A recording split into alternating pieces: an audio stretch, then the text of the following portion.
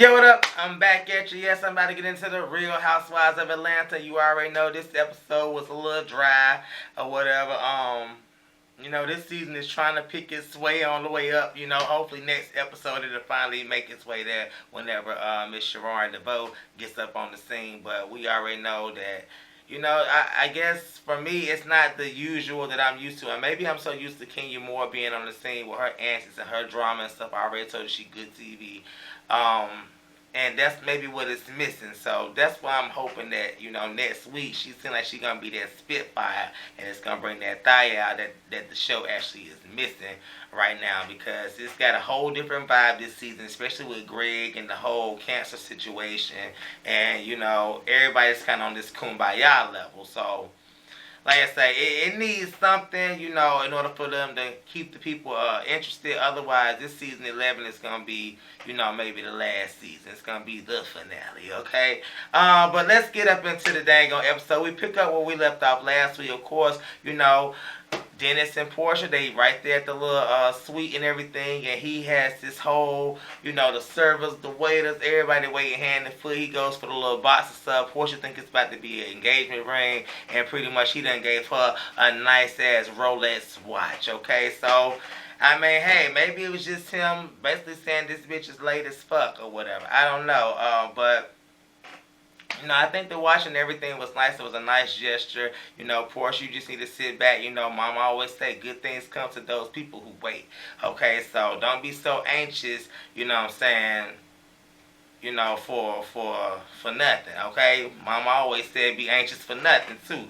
So, girl, just that ring will come when that bit come, but right now you looking real thirsty and real parched or whatever, and like I said, anywho, she's no longer a dang on vegan and everything. She's pretty much all the way on the meat, and that's just what she's giving this season and everything. She got him this nice little dress. I mean, I didn't know if it was staples up there or whatever, but like I say, I wouldn't call it the staple dress or whatever. That was pretty much choking the shit out of her. She had to ask the waiter, somebody, the server to unzip her in the bag and everything. So, like I say, Portia, sometimes you can overdo it with the fashion and stuff, and I already done said, you starting off this season, you was already giving pregnant tease, so I think that's kind of what had happened. Like, you kind of, get going by the day, you growing by the day, so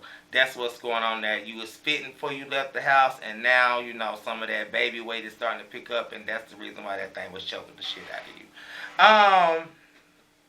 Let's see, pretty much, Portia and her whole little approach with Dennis,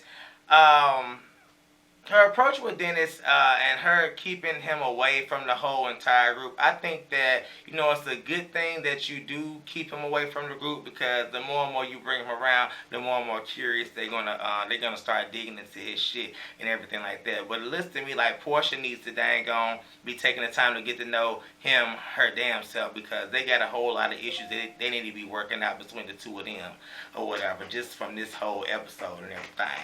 Anywho, Dennis, he kind of ready to go to the club to go turn up and stuff, and Portia's like, oh, hell no, we about to dang on get it on. We about to get it popping up here. So while he's going to go check on something or whatever, she goes and pushes all the flowers and shit out the bed and lays across the bed like, okay, let's get it going, okay? So he's like, we ain't about to be going to the club. We about to get it popping right up in here, okay? And I don't blame him at all, because, I mean, when it's right there being presented to you on a platter, why not go ahead and take it, okay? That's what any man will do. Anywho, especially when it's your girl or your dude or whatever you choose to mix the mango with. Anywho, let's move along. Dang on, Nene, she's pretty much at her shop, Swaggerlicious in Miami. She's trying to get everything ready and stuff, and this is just her time where she's trying to expand herself, and so you can tell that she has a lot of things going on in her personal life, while she's at the same time trying to maintain that strong mask for everyone else, and hold down the fort. And like I say, Greg is right there to keep it, keep it real with her and keep it 100 and be her support system as well as she be his support system. That's what I really love about these two. They just really had this nice little just you can tell they have a genuine relationship and a genuine love and understanding for each other. Nene mentioned that she's trying to keep her wig above water, and I just feel you in every aspect because I'm trying to do the same damn thing. I ain't got no wig, but I'm trying to keep all this and everything going around me in motherfucking order, okay? Anywho, Greg, he's kind of been the backbone of Nene, opening up more stores and stuff, and I'm actually proud of her because she's expanding her stores into, different hotels and stuff. Kind of when you reach that level, you kind of made it because they really believe in you to give you a storefront and that nice hotel. So that's what I really like, that she's moving in silence, and she speaks about that, and pretty much that's what you have to do in a lot of instances. I move in silence a lot. I try not to tell people my every stinking wicked move because you always got a hater. You got somebody to try to be a blessing blocker and all that different type of stuff to you. And sometimes you just don't need that energy in your space, and you got to focus on you in order for you to dang on get things done. So, especially when you got a dream or a goal in mind, you definitely have to move in silence and march to the beat of your own drum, because people throw all kind of stuff at you, and they'll clutter your damn mind with fuck shit, and you won't know your damn way from a hole in the ground, but you always have to use best judgment. And that's pretty much what she's doing. She talks about being a serial entrepreneur, and I fussed with it. I'm all the way fucking with it, Excuse me. Had to give me something to drink. Anywho, Portia and Dennis, they, at the little sweet steal and everything like that, it's the morning time and everything, and, he presents a diamond necklace to her. So I'm like, okay, this is like gift number 2. So at this point, to me, it's looking like you trying to buy her love or something like that, or you just trying to shower her with gifts, because that's what you think that she like or whatever. But to me, I think it's a bit much. It's almost kind of like I fucked up or something like that, or when you're doing all that, you trying to cover up some shit. So she's blinded by all the diamonds and baguettes and stuff, and that's just kind of what it is. Anywho, she mentioned she ain't got no dang on toothbrush, and she wants to use him. And by the looks of thing, that damn toothpaste bottle was dang on empty as hell, and I don't know what all that brown shit was on it. Maybe it was makeup or something like that. But for you to have all that money and all them fabulous things, if you to be in that nice ass suite and you ain't got no damn toothpaste or no damn toothbrush to spare, girl, bye. Girl, bye. You better be asking concierge that they ain't gonna bring you one of them $5 ones out the fucking boutique down there. But you sitting up there trying to dang on use your man's toothbrush, and he like, oh hell, still motherfucking no. And you you got them big ass denture teeth in your mouth anyway. So why would you not have you a couple of toothbrushes and some damn floss stuff? Hell, I got big teeth my damn self too, and I make sure I have me a damn toothbrush. Girl, bye. That's nasty as fuck, and bitch, you need to be dang on slapped a couple times, and I don't blame him for hiding his shit. Anywho,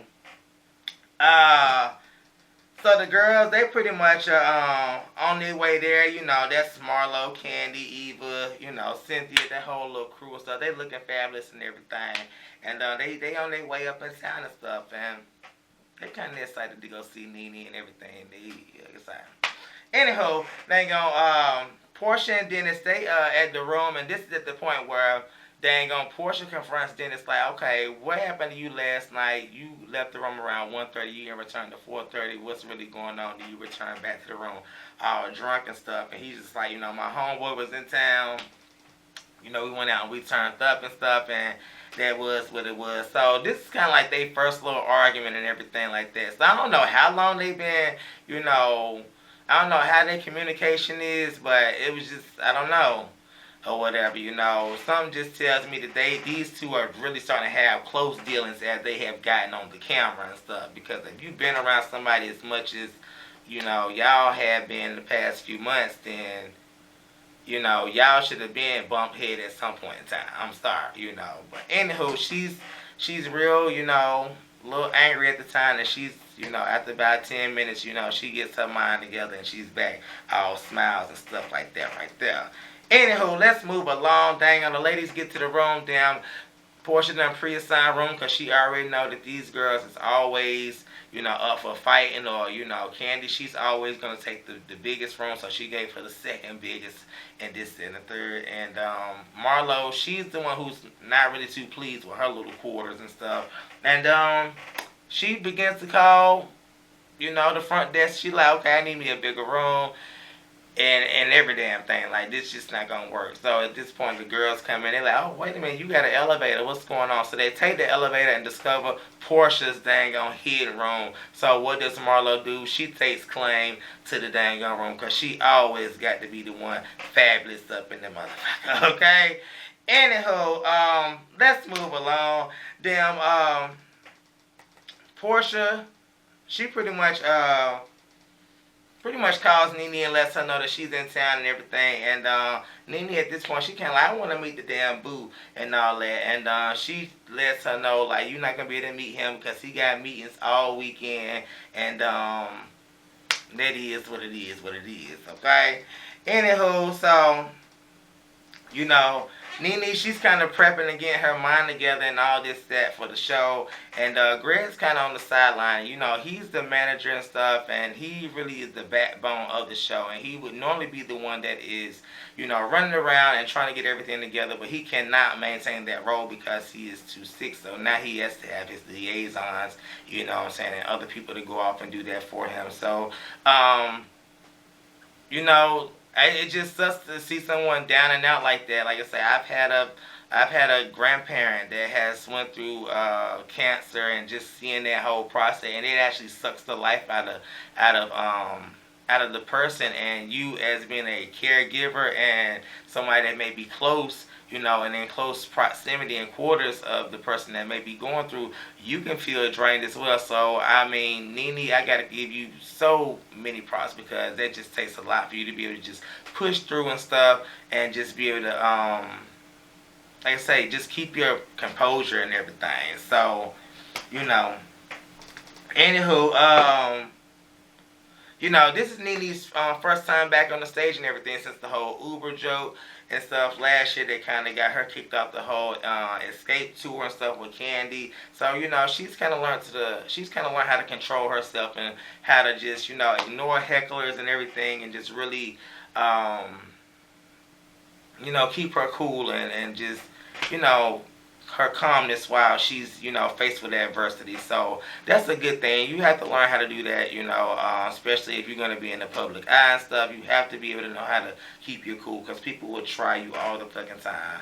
Anywho, Portia, she arrives at the dang on place, and she's ready to go see Nene and stuff. So she rolls up in there, and she meets the girls first and let them know, like, look, I'm gonna go meet Nene, and then I'm gonna let y'all in because she don't know that y'all here. Y'all gonna be the big surprise. So she goes in there to see Nene, and immediately, she greets her and stuff, and she, greets Greg, and she notices Greg's big personality and spirit and how he's just in good spirits about everything. So, that was just a good thing. I just want to commend, like I say, Greg on that, because it takes a lot just to be strong and just to be right there as still trying to be the backbone for your woman and stuff. So, like, say. Anywho, the ladies ain't gonna come in, and Nene's just absolutely shocked because she did not think they was coming or whatever, and she's just elated about the situation, and Greg is shocked as well, I can't even talk as well, and they have a nice little mix and mingle, and at this point it's time for her to go hit the damn stage, because Greg's like, it's showtime, baby, we got to go. Anywho, they get out there, she introduces Lonnie Love and all that, and backstage, Nene and Lonnie, they actually get a chance to talk because, this is their first time really hitting the stage, since the whole heckling joke and everything like that, and Greg's whole situation. So, she just like, I love Greg, I'm there for you, She gives all the sympathetic, empathetic things that, a person wants to hear at that moment. And you can tell that they all are like a genuine family, and they all kind of, just like I say, gel together on that little comedian tour, that comedy tour shit. Let me talk. Anywho, at the end, whenever they actually sat there and, kind of acknowledged Greg, that was really nice of them to, like I say, let him know that he's appreciated, because a lot of times people that's behind the scene really go overlooked and stuff. So, boom, let's move along. Dang on, the ladies get on the dang on party bus after the show, and they ready to go turn up a little bit.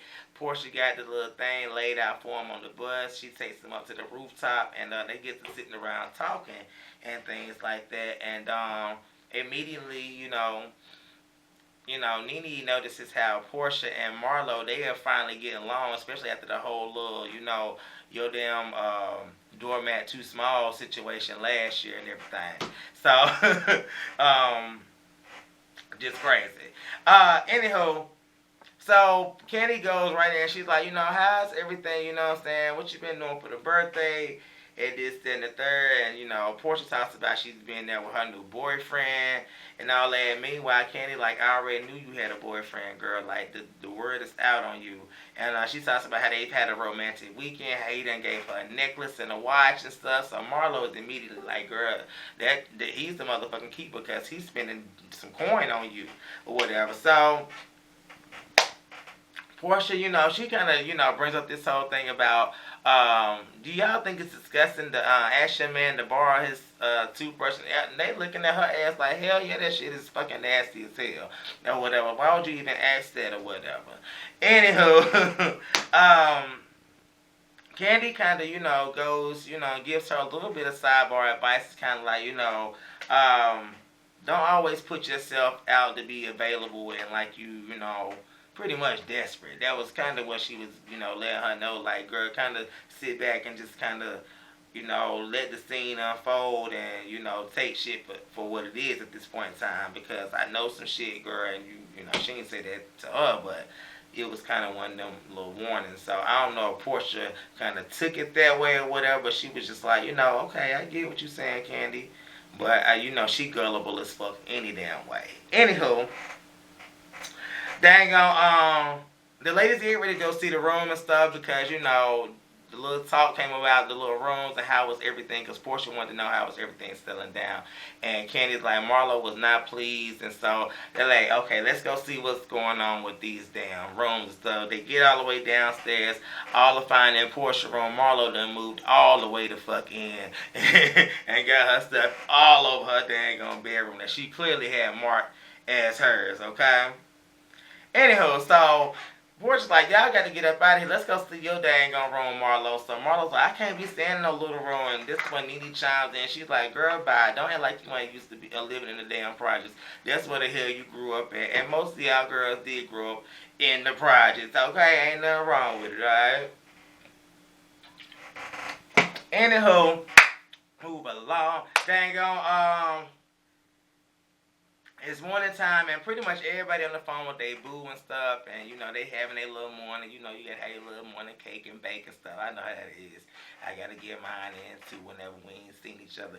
And, Candy's talking to Todd, and she's like, I know some shit about Portia boo, but I ain't really want to spring all that tea on her. And Todd's like, let that shit ride.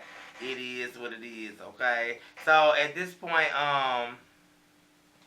dang on, Marlo and, Portia's up in her room. She still got Marlo stuff in there, so she's trying on her clothes or whatever, which I don't blame. I'm like, because Marlo be having some nice shit. Meanwhile, Marlo trying to sneak in with her glam squad and all that, trying to get her little, makeup, hair, and everything done. Portia like, okay, what's going on here, girl? How you just gonna roll up in my room? So she's like, okay, you brought them in here for me and you, really, okay? She's like, oh, yeah, it's on me. I'm giving you breakfast and every damn thing, okay? So, in the meantime, this whole situation, these two are getting along. First and foremost, Marlo was taken all the way to foot back when Portia came out with her dang on Versace outfit on that she had on the day before. I don't know if you noticed she had her ass up in there, Portia, but that was kind of nasty, but whatever. I want to believe that Marlo washes her ass, alright? Anywho, but it is Miami Heat, too. Anywho, dang on, these two, they actually getting along. They try to figure out, where did they get up on the wrong foot, and they don't know where they did, and they actually buried the hatchet. They like, okay, we got a lot more in common than we really thought, so, let's just keep it on this level. So they sit down and they eat breakfast together, and it was actually a really cute little moment. So that's why I say, these ladies, this whole season, they on their kumbaya, And you know, it is what it is. I'm here for, you know, about time they spread some positivity or something like that. Anywho, let's move along. The ladies is getting ready to go to the dang on Swagalicious grand opening and everything, and it turned out to be really fabulous, you know, the little grand opening, but them girls getting there was not fabulous. Them walking in them heels, and they got hot walking 2 blocks down the damn way. So they talking about they want to Uber 500 feet. That shit was crazy as hell. That would have been a waste of money, and y'all should have put them damn heels in y'all hand if y'all pinky toes and stuff was, you know, the way it was, and y'all should have put them wigs in y'all hand and walked down there, then repositioned everything as y'all got there. That was, no. That'd have been just too much.